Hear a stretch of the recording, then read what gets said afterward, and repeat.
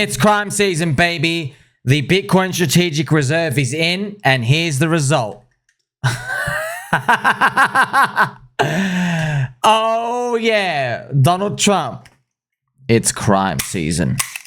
So the Bitcoin Strategic Reserve is now official. Donald Pump has turned into Donald Dump. Well. So it's now signed. There is an executive order confirmed. Oh, man. Welcome to crypto. Oh, man. I got some juicy stuff coming your way, friends. So this is pretty much what the daily chart for Bitcoin looks like around here. Now, you're probably wondering, why is there a red? I thought we were meant to do good stuff. Sell the news, right? So David Sachs has come out, friends. He stated that Trump has signed the executive order for the Bitcoin Strategic Reserve. Now, there's terminology differences, as you already know. A Bitcoin Strategic Reserve means they're just going to hold the Bitcoin.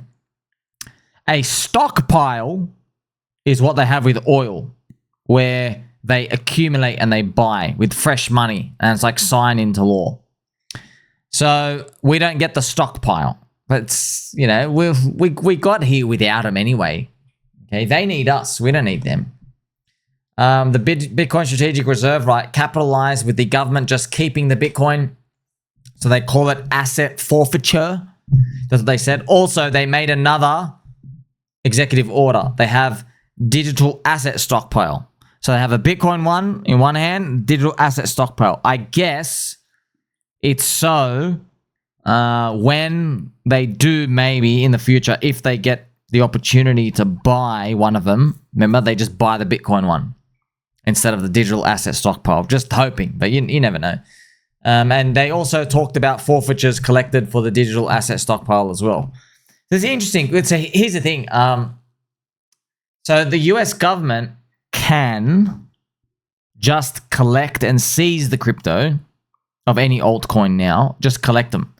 It doesn't necessarily buy.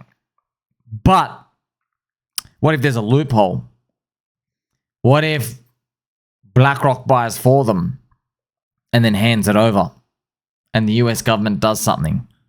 That's interesting to think about. Will they do it? I don't know. They'll probably find a loophole. Who knows? Otherwise, friends, they have to go through the US Congress and get everybody to vote for the other Ponzi tokens. So if you don't have Ponzi tokens, you don't you're not going to be on board with it, right? Crypto is dumping on the news because it doesn't involve new money coming in to buy the bags. It's just typical stuff out here. That's why it's crime season, baby. But all in all, it's still on track. So people are nervous. They're worried because they're like, man, how come there's all this good news and we're not going up? Well, Habib, okay, what I'm going to do now, I've got to crank it a bit for you, my Habibi. Here's the truth, okay? Truth is, you don't know what you're talking about. What you call bullish news, no, you're interpreting that as bullish news. It ain't actually bullish. It just, like, it sounds like it's bullish. It ain't bullish. Yes, there's no, like, who comes out there, master of the universe, and says, this is good, this is bad. No, the market does whatever it does. There's supply and there's demand when it comes to these, okay? So the biggest, most bullish news would be the US dollar keeps going down. That's it. Has nothing to do with crypto. We need the US dollar to go down. Crypto sells itself. We just need the Dixie to keep coming down. As you know, friends, there's China have already started printing now. They've announced their printing stimulus. So yes, this year is repeating 2017 fundamental wise. We just need the pumps to come around the corner. Nothing else we can do because without the US dollar going down, so while it's still up here, you don't have Ethereum in a freak accident land. Yeah, I know it is painful. It's horrific. It's painful. It's been the worst experience pretty much of everyone's life at this point.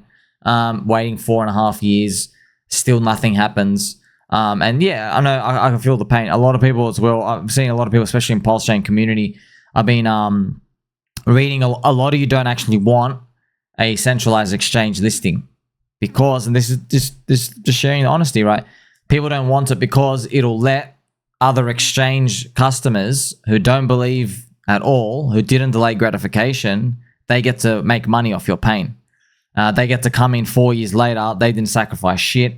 So that's why a lot of people a lot of people in the community, they want the exchange listing to happen at like at 5x or 10x above SAC price. That's what they want, pretty much, because they don't want anyone to come in here and basically, yeah, it feels like people feel like it's stealing off them. But ultimately, the truth is, man, we were just exit liquidity at the top. That's it. We were the exit liquidity for the crypto cycle at the top. You got a bad deal. We all got a bad deal. It's still down after 4.5 years, though. A bad deal. Yeah, it looked like a good deal at the time. It was a bad deal. You know, we put into a pool of money. PulseX was $1.1 billion put in. There you go. Top signal. It's game over at that point. Every public ICO raise of those amounts, it's game over. No one wins. Public ICO, not raising money for something private ICO, Michael Saylor moving money around. No, those don't count. They're always big fun money going around in the background. No, public ICO, game over. In 2017, it was EOS. EOS raised $4 billion. Everyone loses. See us. And then in 2021, public fund. Yeah, we were the ICO. PulseX was it. PulseChain and CEX were it. Depends if you count them, but yes, that's the $1 billion raise. There was also Paradigm. I'm not sure if it was public. It was near public, maybe. I'm not sure exactly how public it was in 2021. And yeah, they're intergalactic top signal, so we're still suffering for it. But here's the thing: can we even get to 10x without the centralized exchange listing? You know, that's another thing to think about out here. And also, ultimately, it's outside of our control. We have to just let it go. Okay, our price is irrelevant now. The SAC price, we all measure from that, because you're just measuring from like glory moments. You're like, oh, it's good or not. It doesn't matter what it is. The price is going to do whatever it does. So yeah, it is what it is. I ultimately think, though, we should have an abundance mindset. I will have an abundance mindset. Look, that's just how the universe goes, friends. Look, I'll just be honest. Some kids are born and they just get cancer at 10 years old and they just pass away. Okay? Some people are born without limbs. Some people die really early. Some people have good luck at the beginning of their life and then they have terrible luck. You know, some people's partners cheat on them, destroy their families. Some people just, the other person falls out of love with them. Yeah, they're a freak accident. Some people just on the wrong planet at the wrong time. It happens. We just got destroyed. That's it. We got destroyed. It is what it is, okay?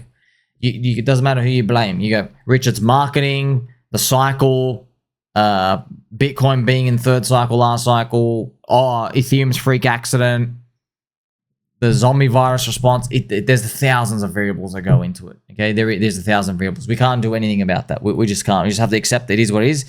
That's the game, man. There's risk. There's risk, man. Friends, like sports players play it all the time, you know? Like there are kids that give up their whole lives just to be playing a sport, maybe play for their country or whatever, and then, you know, they sprain their ankle when they're like 21. That's it. You're out of a career. See us, you know, we can't. It's going to take you 2 years or something to replace your knee. So that's ultimately it, you know? And you're also looking at the business ISM as well, giving us a freak accident level. Yeah, but we have to still have an abundance mindset when it comes to these. Like even when like on these Bitcoin strategic reserve stuff, looking at Bitcoin sync on this, it puts into perspective, right? Looking at these things, we're still on track to like continue up for the rest of the month because the M2 money supply has already gone up. They've already printed money. It's rising. US dollars already going down. They're the real important things. The macro forces out here, and I know it doesn't sound good now, but the same forces that took us down, they're eventually going to take us back up. There'll be like, you can do nothing wrong at the point. I know you've forgotten what that feels like, but yeah, there is and that's what bull markets do. You could basically, every single thing you're in just wins, you know? But yeah, obviously everyone's concerned because they're so far down. They're like, how much is even a justification for this? Well, like I said, man, it's tough. Right? It is tough. If you want bleeding edge stuff, you become in sync with the market and everyone's emotions. But yeah, it's a double-edged sword, isn't it? A lot of things, friends, as well. When you even look at news, so, you know, Bitcoin strategic reserve and what's going to happen with it, with all these. Like, just like you learn this from PulseChain, man. Richard Hart, when he tweeted that he's going to fight the SEC, yeah, bro, the price is lower after you beat them. Explain that for me. Here it is. Okay, he said, I'm going to fight the SEC, bro. By the way, here's the SEC attacks. Richard says he's going to fight. We're below it. My gosh, man. Just you accept life. It is what it is. Okay. You accept life. That I'm teaching you to do that. If you don't like it, click sell, leave and walk away. This is just part of the game. I think it's now time to look at this story. My taxi driver in Barcelona tells me he bought H-bar. 200 euros in. He made another 200 euros. So there you go. He made it 2x. Let me guess. It's about the G. I asked him how he decided to buy this coin, Hedera. How does he know about that? He saw it on Maxi that it was up a lot in the percent. And then he asked ChatGPT why it was up so much. Hey, why is this thing up 600%? Oh, that's why. Let me get in. It doesn't even matter, man. They could have made up a reason. There's no reason. He got the response on what it is, and this deep research showed him the fundamentals are strong. He made his bet. Interesting prism into retail crypto relationship. P.S. Unfortunately, he took it all and tried his luck on futures after watching some video of an influencer trade at 400x leverage. We know what happens next. GG, no respawn. So there you go, Barcelona. So some cap driver. I made a 2x on my 200 euros. He's like, oh, let me try amp it up. There you go. He bought on momentum. He wins. He overstays at the casino. He loses everything. That is the theme of crypto. It's a very, very common theme, right? I want to share that interesting story here for you. Pony picture. Jeeted on a 2x. That's awesome, sir. Mr. Pony picture, we love you. Okay, so AI got him a 2x and the influencer petting leverage him got wrecked. Sometimes you learn the lesson the hard way. Yeah, that's interesting, right? Interesting to think about. The AI got him a 2x. Because it helped him with his story, his conviction to go on. Oh man, this is great. Just this is a flying spaceship. Yes, I'm gonna make it. And there's some explosions out here. So it's a very common thing. As horrendous as altcoins have been, nothing has lost people more money in crypto compared to leverage trading. Nothing. Those exchanges. Nothing. You see them out there, man. You see them. You know who they are. They're all, nothing loses people money. Not even close. The win rate is 1%. There's been 1% since day one as well. Like if you do more research, you don't even get a higher win rate. Because not everyone can win. It's PvP. Literally not everyone can win. That's wild, man. That's just wild. And they just keep pushing it out there. And then they'll go and brag about, oh, I'm the righteous one. I hide behind the Bitcoin logo. No, you don't, bro. So you and I, at least you know the game, right? I've given you edge, I've given you alpha, so you know that's not the right way. Okay, now you might feel like, hey, aren't we going down with the ship? I know, it feels like that all the time. Just think about your alternatives though. You're going to start becoming a king trader? Most likely you won't be. Okay, that's how you navigate this stuff out here, friends. Like, I know you always, when see, prices are a signal. If your price of your portfolio goes down, you start to reassess, am I doing the wrong strategy? Or what's going on? Now, people who they just can't take the pain, they want to do something new to win because they don't believe things are going to get better. That's why I show you macro charts, friends. That's why I show you stuff like I show you ratios like others BTC, man. I show you these. Like without these, you're just guessing. Oh, it might get better at some point. How do I even know last year wasn't expensive? Yeah, because last year we were only 22%. Like we were only 24%. Compared to altcoins in size. Whereas in 2021, we were basically 47%. You see? So we were down here, but we were up here in 2021. That's why we weren't expensive. You can only see that with a ratio. Whereas if you're looking at it from like just a pleb, like you're just a 200 euro punting Uber driver, you're thinking, oh, no, this thing is crap. It's not making me enough money. I better go crank it up. The market teaches everyone. Some people learn the easy way. Some people learn the hard way. You and I are friends forever. Like, subscribe, catch you soon.